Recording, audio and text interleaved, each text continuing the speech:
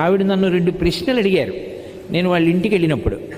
అందులో ఒకటి, పువ్వులు రేకులు కింద విడదీసి పూజ చెయ్యవచ్చా అని అడిగారు. మంచి ప్రశ్న, అందుకు నేను ప్రస్తావిస్తున్నాను. బాగా జ్ఞాపకం పెట్టుకోండి, పువ్వు అంటే లక్ష్మి, పువ్వు అంటే జ్ఞానం, సరస్వతి. పువ్వు అంత కోమలమైనది, పువ్వంత పరిమళంతో కూడుకున్నది, పువ్వంత మంగళప్రదమైన వస్తువు లోకంలో లేదు. అన్నిటికీ అక్షతలు సరిపోతున్నప్పుడు పువ్వుల దగ్గర సరిపోవని చిదిపేసి రేకులన్నీ వేయమని ఎవడు చెప్పాడు? తక్కువైందని. తక్కువైందన్న మాట ఆయన అంటే జన్మలో పూజ చేయగలమా మనం? రోజు సింహాసనాలు తెస్తామా? రోజు పంచల చాపులు తెస్తామా? పట్టు చీరలు తెస్తామా? ఏం తెస్తాం మనం? దానికి పనికిరాంది పువ్వుల దగ్గరికి వచ్చేటప్పటికి ఎందుకు తక్కువైంది? ఎందుకు అసలు పువ్వులు అలా విడగొట్టేసి రేకులు చేయడం? అది హింస. పరమ కఠోరమైనటువంటి మనస్తత్వంతో చేసేటటువంటి పని.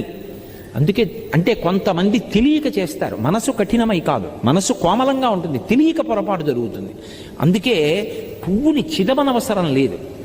ఒక్క పువ్వు ఉంటే ఒక్క పువ్వే ఇవ్వండి, మిగిలినవి అక్షతలతో పూరణ చెయ్యండి.